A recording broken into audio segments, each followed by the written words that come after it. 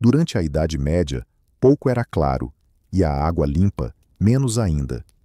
Ao abrirmos a torneira hoje e bebermos água sem receios, muitas vezes não percebemos quão longa e complexa foi a trajetória que transformou a água potável em um bem comum em nosso cotidiano. Naquele tempo, a população enfrentava um cenário onde a água potável era escassa e muitas vezes arriscada. Não existiam sistemas de esgoto modernos, e os hábitos de higiene eram bem distintos dos atuais. As fontes de água frequentemente estavam perto de focos de contaminação. Rios e córregos eram utilizados para transporte, esgoto, lavanderia e também como fonte de água potável, o que acarretou sérias consequências. Os habitantes da época lidavam com doenças provocadas por micro-organismos desconhecidos. Contudo, desenvolveram métodos para purificar a água poluída, tornando-a, ao menos, um pouco mais segura. Neste primeiro panorama, abordaremos o contexto espiritual e social que envolvia a questão da água limpa. Na Idade Média, a água não era apenas uma necessidade física, mas também possuía um valor simbólico, ligada à purificação da alma durante o batismo, aos milagres místicos de água viva brotando de fontes sagradas e ao ciclo das estações, quando as pessoas oravam por chuvas e boas colheitas. Neste documentário, vocês descobrirão como essas crenças espirituais moldaram as práticas relacionadas à água. Em breve, exploraremos como simples camponeses e cidadãos urbanos tentavam se livrar da lama e do odor da água, quais aditivos e tecnologias utilizavam e qual era a função dos mosteiros, alquimistas e magistrados urbanos nesse processo. Não limitaremos nossa análise à Europa, também traremos à tona inovações do mundo islâmico e de outras civilizações que influenciaram a Europa medieval. Ao longo da narrativa, encontraremos fontes profundas em castelos de nobres, delicados filtros tecidos por médicos, cisternas de areia em praças venezianas e aparelhos de destilação criados por estudiosos árabes. Cada capítulo revelará um aspecto distinto deste intrigante tema, assim como novas indagações.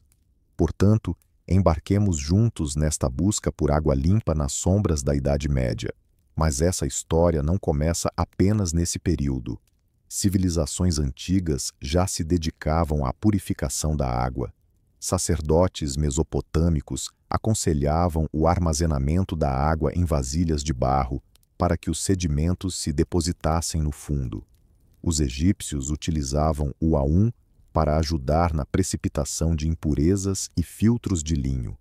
Hipócrates e seus discípulos afirmavam que a água saudável deveria ser límpida, ter um sabor agradável e não exalar mau cheiro. Eles consideravam essencial ferver a água e filtrá-la com sacos de tecido, que mais tarde foram chamados de manga de Hipócrates. Os romanos construíram extensos aquedutos, mas para a população em geral, Vitrúvio recomendava o uso de carvão vegetal para eliminar odores.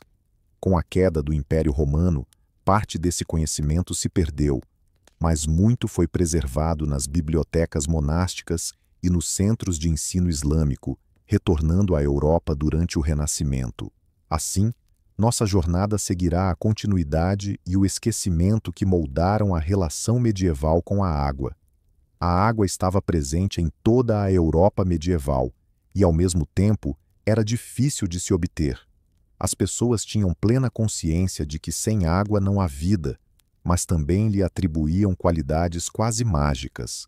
Na Europa cristã, a água tinha um papel fundamental no sacramento do batismo, simbolizando o renascimento do homem, purificado dos pecados. Fontes sagradas eram procuradas por suas propriedades curativas.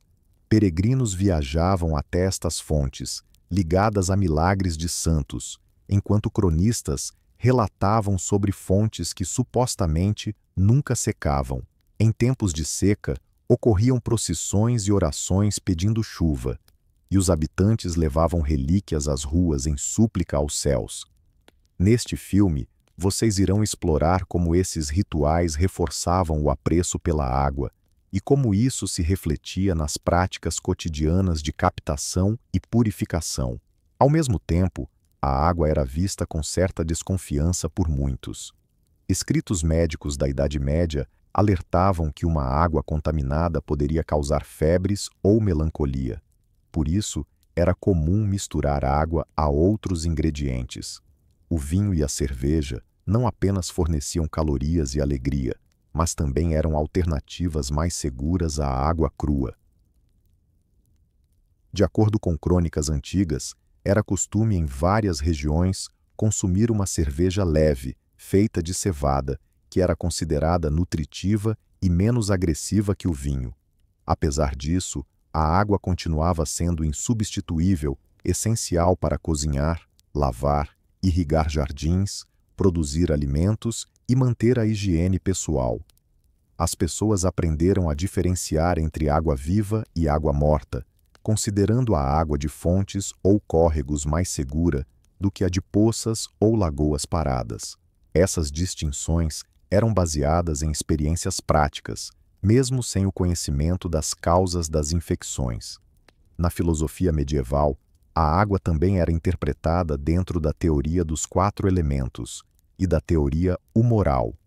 Aristóteles categorizava o mundo em terra, fogo, ar e água, atribuindo a cada um propriedades de calor, frio, secura e umidade.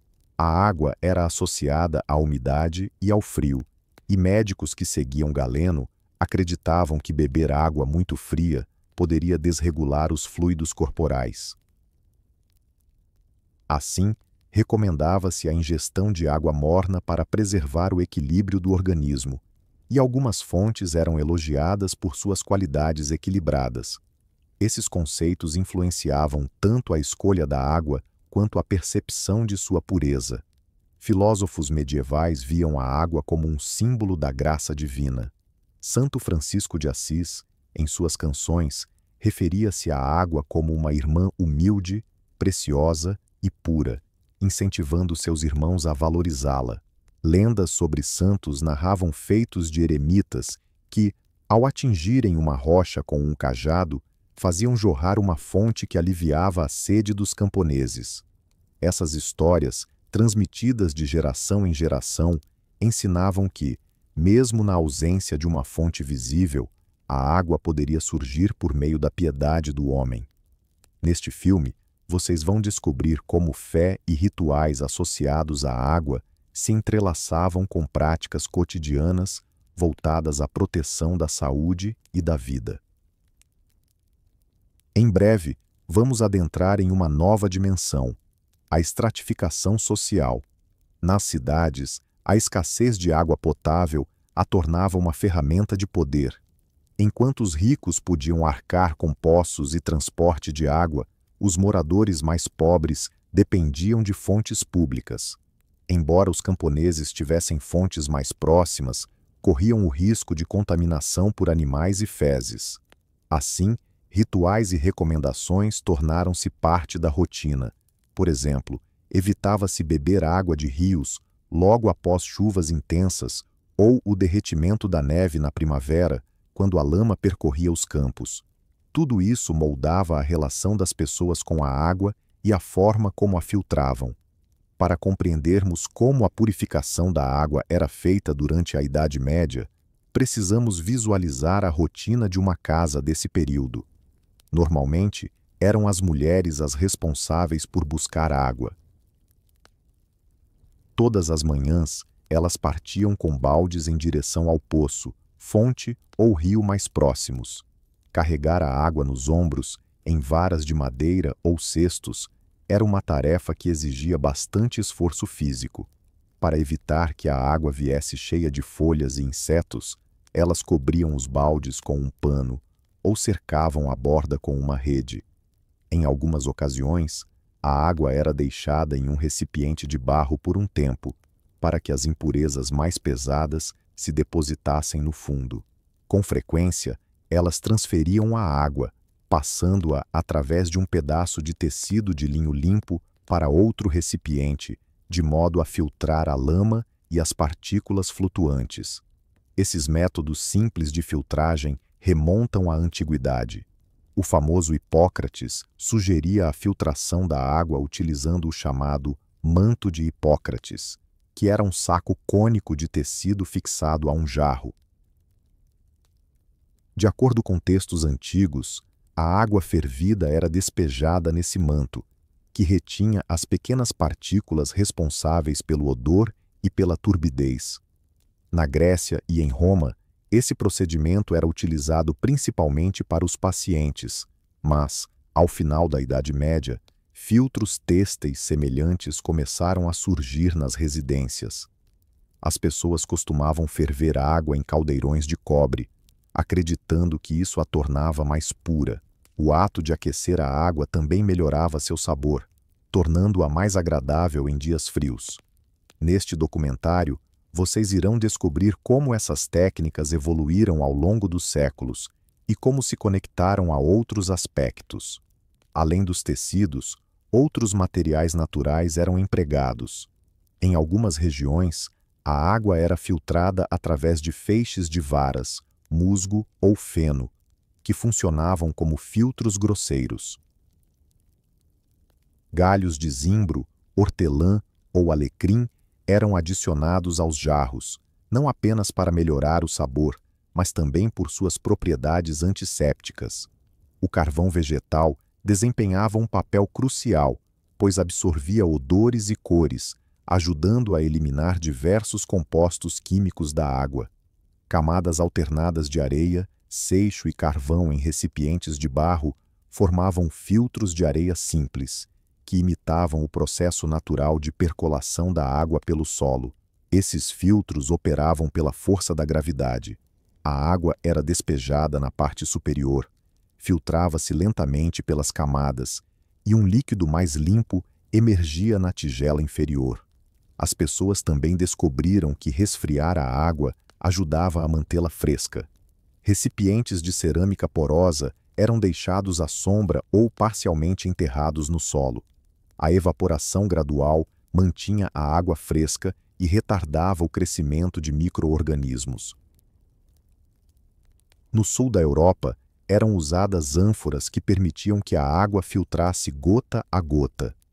Esse princípio de infiltração é mencionado por médicos medievais, que descreviam como a água era colocada em um jarro de barro suspenso sobre um recipiente. Gradualmente, ela filtrava-se através dos poros, deixando as impurezas para trás. Em breve, exploraremos como esse conhecimento foi aplicado na construção de poços e a importância da profundidade e da estrutura dos poços na qualidade da água. Durante a Idade Média, os poços eram essenciais para a sobrevivência. Nos castelos, eram construídos com enorme esforço, levando anos até que se alcançasse o nível das águas subterrâneas. Cronistas relatam que nos castelos de Roniburg e Kusen foram escavados poços com mais de 100 metros de profundidade, e no castelo de Regenstein, quase 200 metros. A razão era a necessidade de alcançar a camada aquífera, que estava protegida da contaminação da superfície. Nos castelos da Idade Média, era fundamental que a água pudesse resistir a prolongados cercos. Por isso, além dos poços, eram frequentemente construídas cisternas internas para reserva. Essas cisternas eram posicionadas em diferentes andares do castelo, e a água chegava até elas por meio de elevadores, rodas d'água ou bombas manuais. Posteriormente, a água era distribuída para a cozinha, banheiros e estábulos através de tubos feitos de madeira ou troncos de árvores escavados. No campo, os poços eram geralmente rasos, mas sua construção revelava um notável entendimento de hidrologia. Os moradores cavavam poços a uma distância segura de esterqueiras e evitavam áreas pantanosas. As paredes dos poços eram revestidas com pedras ou madeira, e o fundo frequentemente apresentava uma camada de areia, que ajudava a filtrar impurezas. Alguns agricultores adicionavam camadas de carvão ou calcário para aprimorar o sabor da água. Em regiões de solo arenoso, as raízes das árvores eram deixadas à beira do poço, funcionando como um filtro natural, onde raízes finas prendiam partículas e melhoravam a pureza da água. Em certos lugares, pequenos filtros feitos de galhos pendurados em baldes eram utilizados, absorvendo odores e proporcionando um aroma fresco à água. Em áreas áridas, construíam-se cisternas subterrâneas. No sul da Europa, no norte da África e no Oriente Médio, grandes reservatórios abobadados eram feitos de argila e cal para armazenar água da chuva.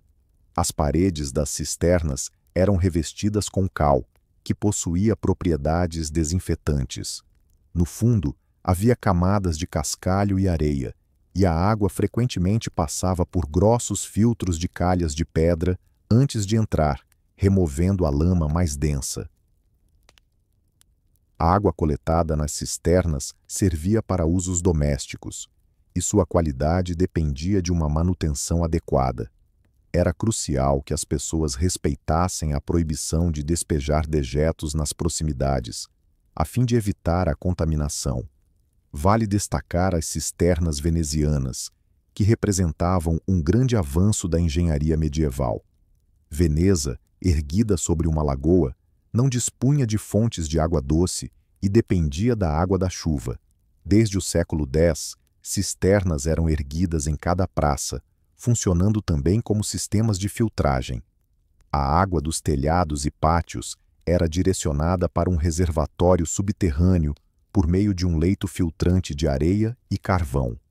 No topo da cisterna havia uma fonte, onde as pessoas retiravam água com baldes de metal. A limpeza das cisternas era responsabilidade de administradores específicos que monitoravam a qualidade da areia filtrante e garantiam que a água do mar não entrasse no reservatório. No mundo islâmico, os qanats e baores eram bastante conhecidos. Os qanats são canais subterrâneos que transportam água das encostas das montanhas até a superfície. A água flui por túneis cavados na terra e, graças à inclinação gradual, chega às aldeias sem a necessidade de bombas. Durante o percurso, a água se purifica naturalmente ao passar por rochas e areia. Os baoris, poços em forma de degraus na Índia, eram construções monumentais de vários andares, acessíveis por escadas. A água se acumulava em uma caverna profunda, com seu nível variando conforme as estações. As paredes dos baoris eram decoradas com relevos e serviam como um local de descanso para peregrinos. Em breve, iremos explorar como a água era filtrada nessas estruturas e quais técnicas eram utilizadas para sua conservação. Um dos grandes marcos técnicos da Idade Média foi a construção de aquedutos urbanos. Nas cidades medievais iniciais, a água era transportada através de tubos de madeira provenientes de fontes nas proximidades. Nesses sistemas rudimentares, a sujeira frequentemente penetrava e os tubos se deterioravam com facilidade. A partir do século X, começaram a ser empregadas tubulações de chumbo ou cerâmica, enterradas para proteger a água da contaminação.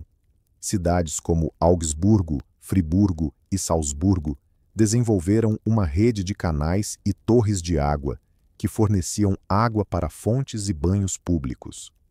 O aqueduto de Augsburgo era tão avançado que utilizava a gravidade e rodas d'água para elevar a água a andares superiores. Friburgo se destacou com seu sistema de Becle, pequenos riachos que corriam pelas ruas, servindo tanto para limpeza quanto para abastecimento, embora precisassem ser mantidos limpos para evitar odores desagradáveis. Em Londres, o primeiro sistema de abastecimento de água surgiu no século XIII, conhecido como Great Conduit, que transportava água de fontes em Tyburn para a cidade. A água fluía em um canal aberto, dividindo-se em um reservatório com torneiras. As pessoas buscavam água em baldes, enquanto os mais abastados instalavam tubos diretamente em suas residências. Para prevenir a contaminação, sebes foram plantadas ao redor do canal, e guardas garantiam que ninguém descartasse lixo. Contudo, registros indicam que alguns furavam os tubos ilegalmente para obter água, sendo essas infrações punidas com multas. Em Veneza e outras localidades, surgiram os acquaroli, ou carregadores de água, responsáveis por entregar água a lares sem poços ou reservatórios.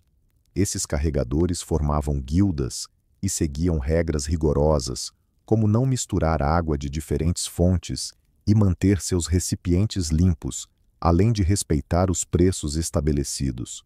Para os moradores mais carentes, a água dos poços públicos era gratuita, mas os artesãos eram cobrados. Em diversas ocasiões, tabernas ou cervejarias extraíam grandes volumes de água, o que ocasionava conflitos com os residentes, levando a prefeitura a estabelecer regulamentos para garantir uma distribuição justa. Os sistemas de abastecimento de água nas cidades não se limitavam a tubos de madeira. Em algumas delas, torres de água com grandes reservatórios eram construídas. A água era bombeada para essas torres por rodas d'água ou pela força humana e, em seguida, liberada sob pressão para os tubos que a levavam às casas. No século X, Londres viu o aparecimento das primeiras bombas a vapor e rodas d'água sob pontes, que bombeavam água do rio Tâmisa. Apesar dos altos custos de manutenção desses dispositivos, eles permitiram um abastecimento de água mais eficiente para residências e indústrias. Um dos sistemas mais sofisticados era o de Salzburgo, onde foi criado o Alme-Canal, um canal que transportava água das fontes alpinas para a cidade. Essa água movia moinhos e abastecia residências. Por fluir rapidamente, a água era relativamente limpa, mas precisava ser deixada em repouso e filtrada antes do uso. A cidade designava administradores para cuidar da limpeza dos canais, aplicando multas severas por despejos indevidos. Esses sistemas demonstram que as cidades medievais possuíam não apenas uma infraestrutura tecnológica, mas também uma gestão cuidadosa que priorizava a qualidade da água. Além disso, surgiram os banhos públicos, que demandavam grandes quantidades de água. A água era coletada de fontes e aquecida em fornos. Após o uso, a água era descartada e nova água limpa era coletada. Em algumas cidades, fontes termais eram utilizadas para aquecer a água, como nos banhos de Karlovy Vary, que cumpriam não só uma função higiênica, mas também social. As pessoas se aglomeravam ali, buscando relaxar e trocar ideias. O funcionamento das banheiras revela que a sociedade medieval se importava com a higiene, ao contrário do que muitos costumam afirmar. A qualidade e a acessibilidade da água frequentemente eram ameaçadas por desastres naturais. Incêndios devastadores que arrasavam cidades medievais comprometiam os canos de madeira, enquanto os poços eram contaminados por cinzas. Após o grande incêndio de Londres em 1666, tornou-se imperativo construir novos sistemas de abastecimento de água utilizando tijolos e metal, visto que as antigas tubulações de madeira haviam sido consumidas pelas chamas. A administração municipal também estabeleceu que as novas vias deveriam contar com valas de esgoto mais amplas para prevenir o acúmulo de sujeira e a propagação do fogo. Esses incêndios ressaltaram que a água não serve apenas para beber, mas também para apagar incêndios, e que seu transporte deve ser ágil e seguro. Conflitos armados representavam outro perigo. O cerco às cidades era estrategicamente planejado para cortar o fornecimento de água. Os invasores frequentemente envenenavam rios com restos de animais ou substâncias tóxicas para forçar os defensores a se renderem. Em resposta, as cidades acumulavam reservas e construíam tubulações subterrâneas secretas que levavam água de fontes desconhecidas. Poucas pessoas tinham conhecimento da existência dessas estruturas ocultas, e a proteção das fontes era considerada um segredo estratégico. Durante períodos de fome e epidemias, a água tornava-se ao mesmo tempo cura e ameaça.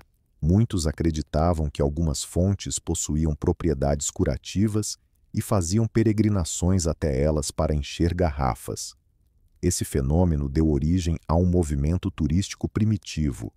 Por outro lado, a água era utilizada para lavar doentes e utensílios, o que, de forma paradoxal, contribuía para a propagação de infecções.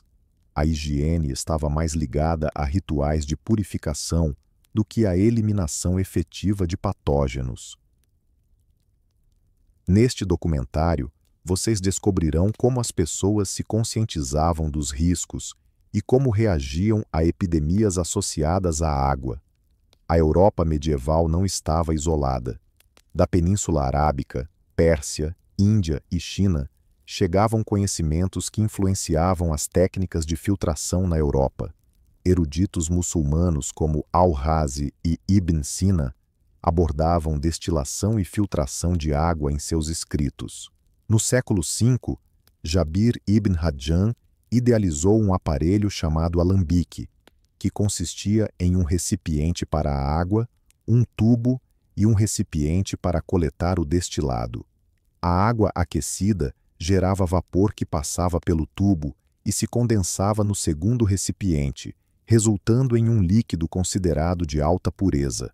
Os árabes também utilizavam carvão, seja animal ou vegetal, para eliminar odores. Assim como na Europa, bibliotecas árabes preservavam traduções de obras de médicos gregos, que posteriormente se difundiram pelo mundo latino. Na Índia, existiam extensos reservatórios de filtração conhecidos como stepwells ou bauri, projetados para capturar as águas das monções. A água filtrava-se por camadas de areia e cascalho, depositando-se em poços profundos. As comunidades urbanas mantinham essas estruturas e reabasteciam anualmente os materiais filtrantes. Nos degraus públicos, pessoas de diferentes castas se encontravam e colaboravam na distribuição da água. Esse aspecto igualitário das estruturas hídricas indianas mostra que a água possuía uma dimensão social semelhante às cisternas na Europa. A China também tinha suas próprias tradições de filtração, utilizando filtros cerâmicos e destiladores já no início da Idade Média. Em algumas áreas da China, plantas como as sementes de moringa, que têm propriedades coagulantes, eram usadas para purificação. Além disso, a água era armazenada em lagoas com lírios aquáticos, cujas raízes absorviam impurezas. Essas práticas raramente chegaram ao continente europeu, mas demonstram que diversas civilizações enfrentaram os mesmos desafios de modos distintos. Um destaque nesse contexto é o Império Bizantino. Constantinopla era uma metrópole de grande população, necessitando, portanto, de infraestruturas hídricas eficientes. Junto aos aquedutos, milhares de cisternas subterrâneas foram erguidas, desde a imponente cisterna da Basílica até as menores que serviam residências. A água era canalizada da floresta de Belgrado, através do aqueduto de Valente, e posteriormente distribuída em reservatórios. A cidade contava com uma equipe de trabalhadores responsáveis por retirar a água, limpar as cisternas do acúmulo de lodo e substituir os materiais filtrantes. Documentos bizantinos indicam que a qualidade da água era verificada por meio da sua cor e sabor. Se a água apresentasse turbidez, buscava-se outra fonte. A Europa medieval assimilou esses ensinamentos através das cruzadas, das rotas comerciais e das instituições de ensino. Escritos árabes foram traduzidos para o latim integrando o currículo acadêmico. Médicos e alquimistas começaram a explorar técnicas de destilação e filtração. No século XIV, os manuais europeus já descreviam dispositivos de destilação que eram utilizados não só para a criação de perfumes e bebidas alcoólicas, mas também para a purificação da água. Esse conhecimento se espalhou entre a população em geral, especialmente em tempos de epidemias, quando novas formas de proteção eram buscadas. Para o homem medieval, a água tinha não apenas uma utilidade prática, mas também um caráter místico. A crença na água viva, que brotava de fontes sagradas e possuía propriedades curativas, era comum. Histórias sobre fontes onde a Mãe de Deus ou santos apareciam circulavam entre as pessoas. A água desses lugares era armazenada em frascos como talismãs protetores.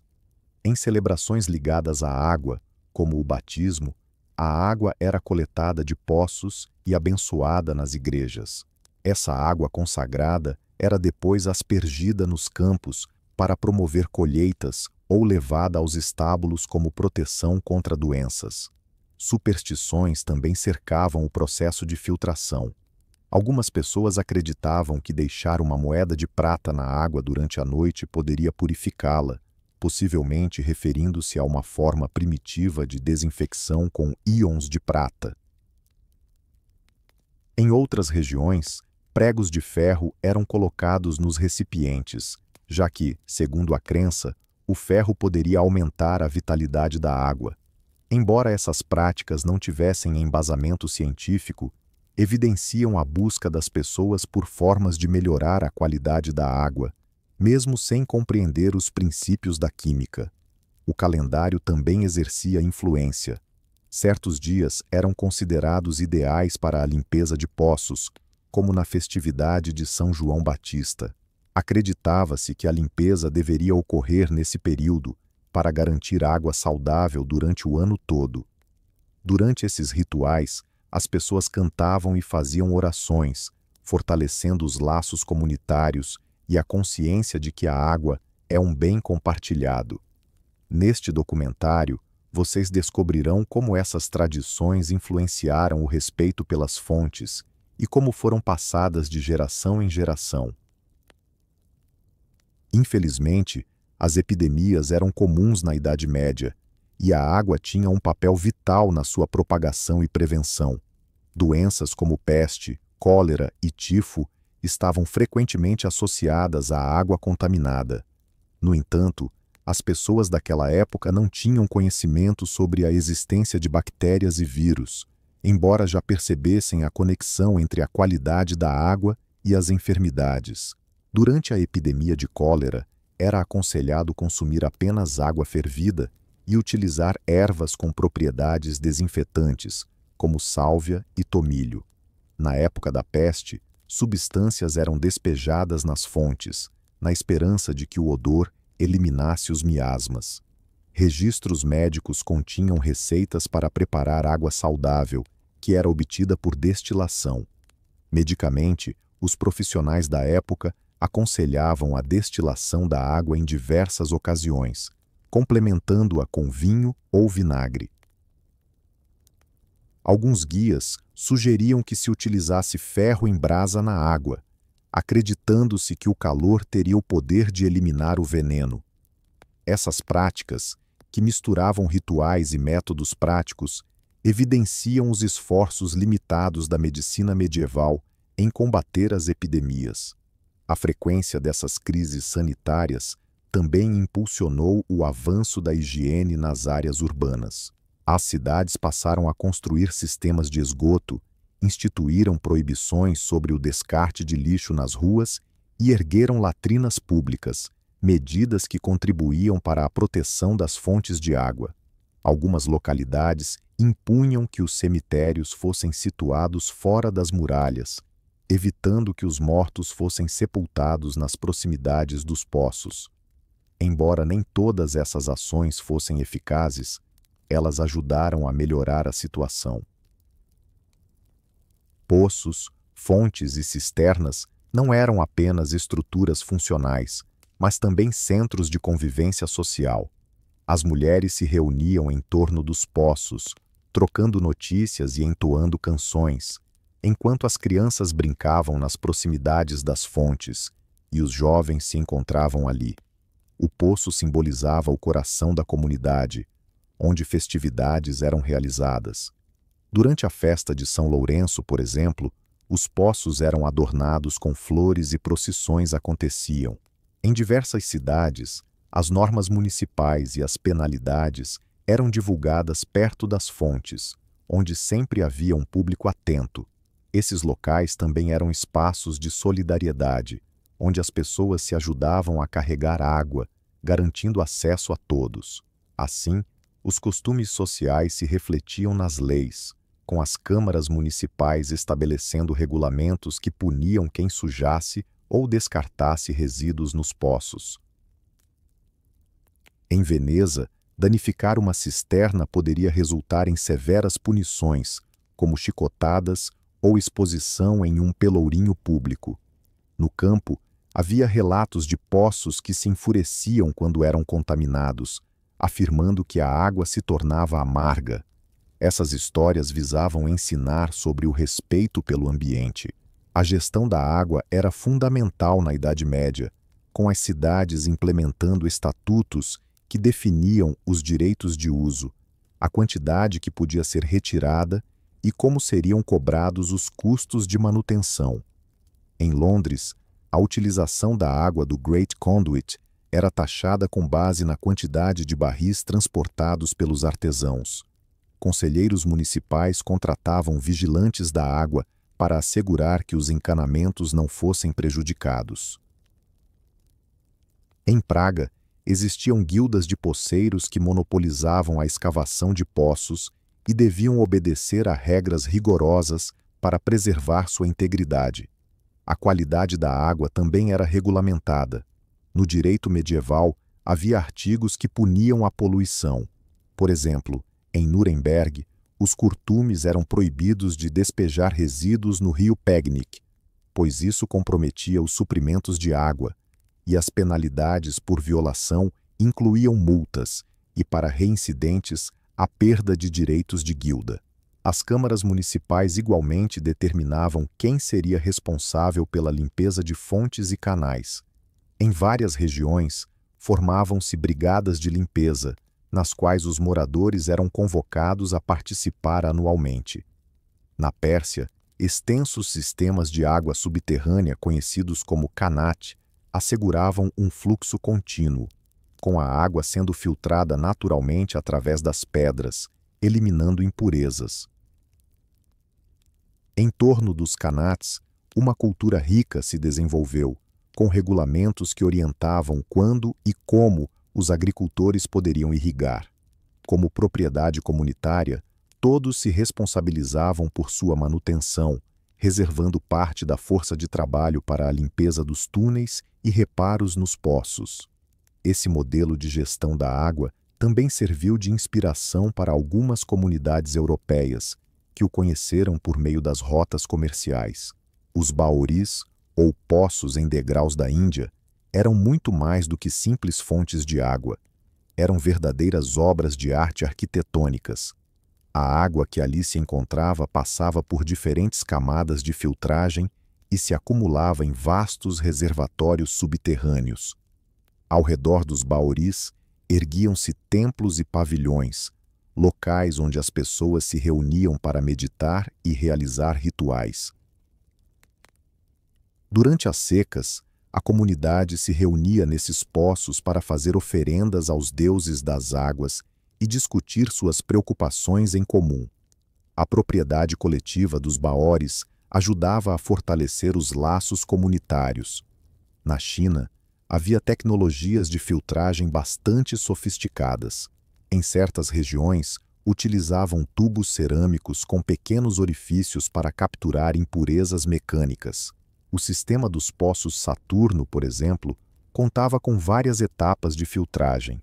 A água era primeiramente passada por uma tela grossa, em seguida por areia, e finalmente por um filtro de tecido.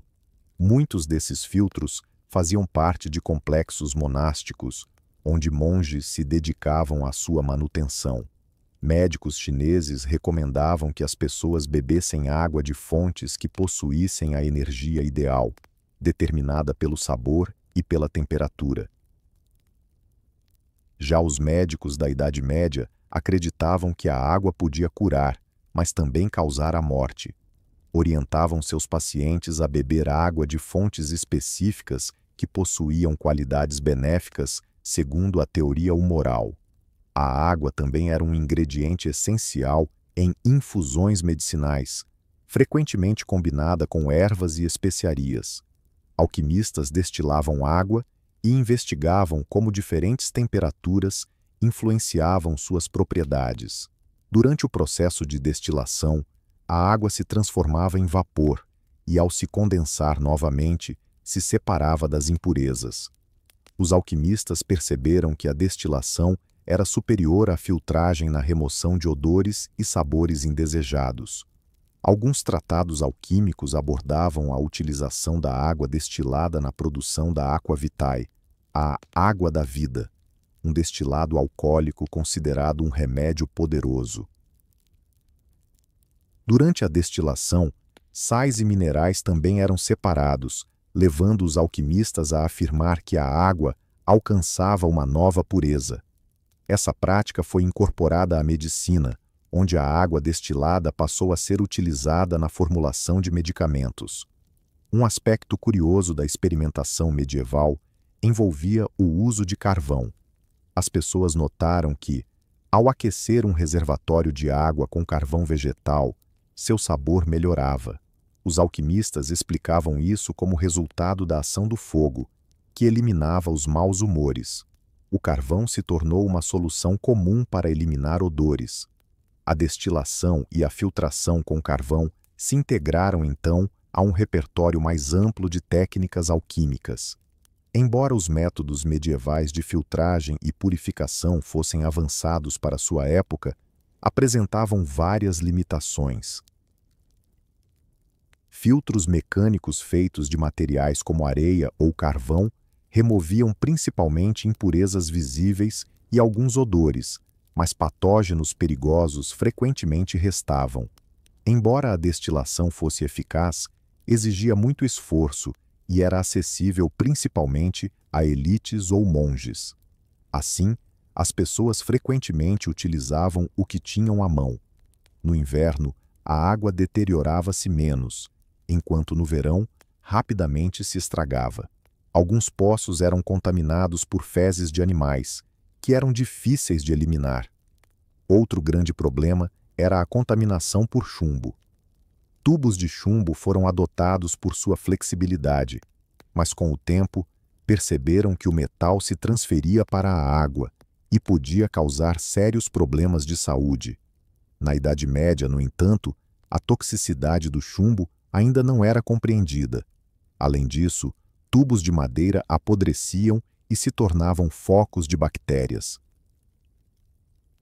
Por conta disso, as pessoas frequentemente recorriam a métodos mais antigos, como a coleta de água da chuva, apesar de serem menos práticos. O armazenamento de água era vital, pois em períodos de seca era fundamental ter reservas.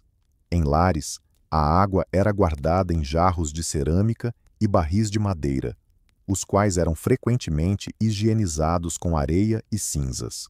Nos castelos e mosteiros, grandes reservatórios eram construídos para coletar água dos aquedutos, possuindo válvulas de escoamento que permitiam a remoção do lodo acumulado.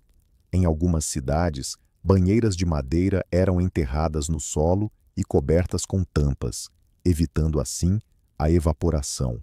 As pessoas perceberam que a água se tornava imprópria se permanecesse parada por muito tempo, motivo pelo qual faziam a troca regularmente. Os reservatórios eram elevados em plataformas, dificultando o acesso de roedores. Em determinados locais, adegas frias eram utilizadas para manter a água fresca. Durante o inverno, o gelo era quebrado e armazenado em buracos forrados de palha, sendo posteriormente utilizado para conservar alimentos e água no verão. Muitas das técnicas de filtragem de água da Idade Média foram registradas em crônicas, textos médicos e descobertas arqueológicas. Essas crônicas relatam anos em que a água contaminada causou mortes e documentam investimentos das cidades em novos sistemas de abastecimento. Os escritos médicos oferecem fórmulas para a purificação da água, técnicas de destilação e misturas filtrantes. Graças à arqueologia, é possível analisar vestígios de poços, cisternas, filtros de carvão vegetal e tubos cerâmicos, complementando as fontes escritas e permitindo a reconstrução da vida cotidiana. Nas últimas décadas, arqueólogos têm se dedicado ao estudo das infraestruturas hídricas em cidades medievais. Em Freiburg, foram encontrados vestígios de tubos de madeira do século X. Em Veneza, antigas cisternas estão localizadas sob as praças pavimentadas. A análise desses locais revela a adição de carvão vegetal e calcário. Em cavernas em Salzburgo, foram descobertas tubulações de abastecimento revestidas de chumbo, corroborando as referências históricas sobre aquedutos de chumbo.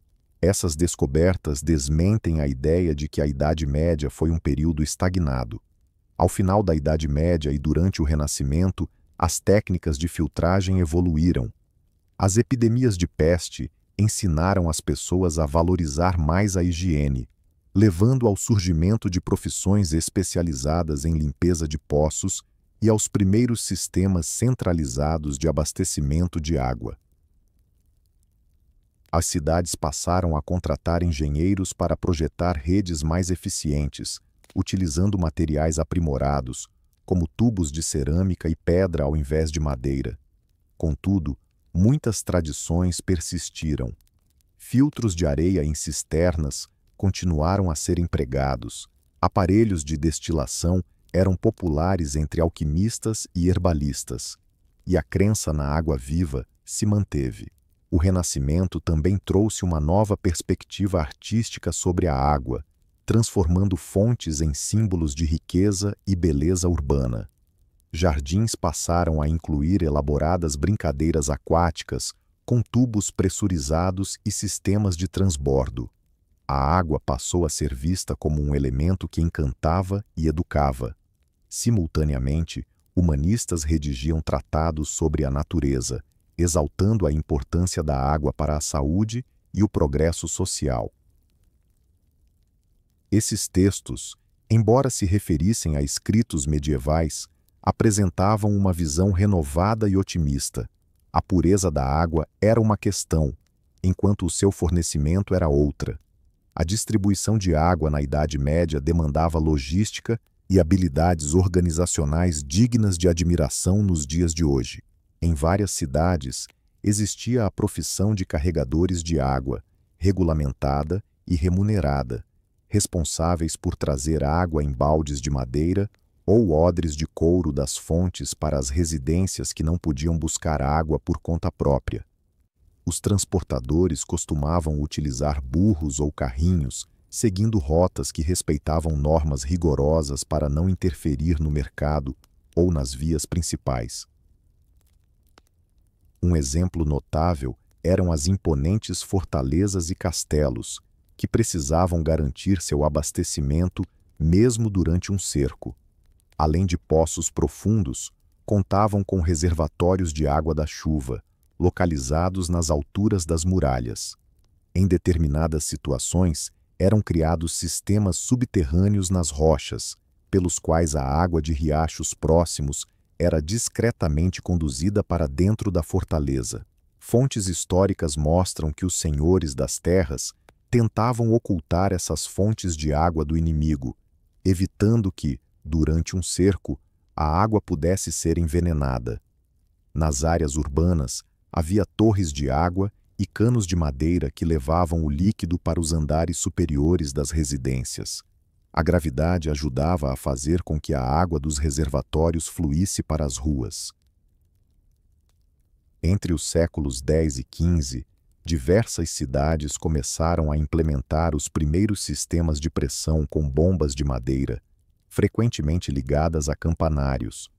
Ao meio-dia, o fluxo de água era ativado para certas partes da cidade, e as pessoas precisavam seguir um horário para encher seus recipientes. As aldeias tinham suas próprias formas de abastecimento. Além de poços comunitários e fossas de infiltração, a água era frequentemente obtida de fontes nas florestas. Nas regiões montanhosas, canaletas de madeira levavam a água das fontes ao longo das encostas diretamente para as aldeias, exigindo manutenção regular para ficarem limpas de folhas, reparadas após deslizamentos e protegidas de animais. Durante o inverno, a água era retida no gelo, e os descongelamentos eram usados progressivamente como armazenamento. O direito à água frequentemente estava vinculado à propriedade da terra. No sul da Europa, existiam sistemas complexos de direitos de irrigação, onde era definido com precisão quem poderia abrir o canal de abastecimento e em que momento. Os responsáveis por esses canais eram chamados de alcalde de água, e suas decisões tinham a mesma importância de um julgamento. Em terras checas, acordos semelhantes eram comuns. Os camponeses se revezavam na limpeza de valas, e a infração das regras resultava em multas. Essas práticas de distribuição demonstram que, na Idade Média, a água era não apenas um recurso natural, mas também uma mercadoria com valor social e legal. Na próxima vez, refletiremos sobre o que podemos aprender com essas experiências do passado. Os métodos medievais de filtragem e a relação com a água também se manifestavam na arte e na literatura. Em frescos e manuscritos iluminados, frequentemente vemos cenas de poços rodeados por mulheres. Nas ilustrações, há imagens de abundância, onde peixes nadam em fontes límpidas e pássaros se reúnem ao redor delas. Essas representações não servem apenas como decoração. Elas narram o ideal da água pura como um símbolo do paraíso celestial. Neste filme, vocês descobrirão como os artistas realçavam a transparência da água usando pigmentos azuis e dourados, evidenciando sua raridade. A poesia medieval também exaltava a água, com trovadores cantando sobre fontes onde amantes se encontravam secretamente. Nas canções espirituais checas, a água é uma metáfora para a purificação da alma. Purifica-me, Senhor, com água como cristal, ecoa em um dos hinos. Lendas sobre cavaleiros frequentemente incluem momentos em que o herói encontra uma fonte milagrosa que restaura sua força. Essas narrativas ligavam o heroísmo à pureza da água, ressaltando que sem ela não se realizam grandes feitos. Nas artes visuais, a água tornou-se um meio de expressar ideais espirituais, com motivos aquáticos escondidos nos detalhes arquitetônicos das catedrais góticas. As gárgulas desempenham um papel duplo, drenam a água da chuva e representam os demônios que precisam ser afastados das igrejas. Os vitrais retratam histórias bíblicas, como a cena em que Moisés fere a rocha, fazendo jorrar água para o povo sedento. Narrativas medievais mencionam a água viva, capaz de ressuscitar os mortos ou curar os enfermos. Esses temas perduraram até o Renascimento e o Barroco, épocas em que fontes deslumbrantes também passaram a ser retratadas na arte. Atualmente, os conservadores se debruçam sobre as representações técnicas da água em documentos da Idade Média. Mapas urbanos frequentemente apresentam desenhos esquemáticos de canais, poços e aquedutos. Obras eruditas, como o Tractatus de Aquaeductibus, compendiam saberes sobre a construção de sistemas hídricos, acompanhados de esboços de filtros e poços. Nesses textos, planta e fauna de águas limpas aparecem em suas decorações, simbolizando pureza e vida. Assim, a ilustração técnica se converteu em uma forma de arte. Contudo, A literatura e a arte também abordaram os aspectos negativos da água. Em Moralidades e Sermões, mencionam-se poços envenenados, um pecado que contamina toda a comunidade. Imagens retratam os cercos das cidades quando um inimigo envenena a fonte, evocando o terror que se espalha entre os habitantes. Essas narrativas de advertência serviam como lições. A população aprendeu a proteger suas fontes e defendê-las em conjunto. É evidente que, na Idade Média, a água não era apenas um objeto de engenharia, mas também uma fonte de inspiração para poetas, artistas e narradores. Essa dimensão cultural enriquece a compreensão das inovações técnicas e revela que a água moldou a mentalidade das pessoas de uma maneira bem mais profunda do que podemos imaginar. Por fim, vamos refletir sobre o que esse legado cultural e técnico nos diz sobre a nossa época. A história da filtração de água na Idade Média é um testemunho da criatividade humana e da capacidade de adaptação às adversidades. Mesmo sem microscópios ou analisadores químicos, nossos antepassados, através da observação e experimentação, desenvolveram métodos que diminuíram o risco de doenças. Eles aprenderam a unir a filtração mecânica com o cozimento, utilizando materiais absorventes como o carvão e reconhecendo a importância da radiação solar e da destilação, resultando em uma infraestrutura hídrica sofisticada em cidades e mosteiros. No entanto, esses conhecimentos tinham suas limitações.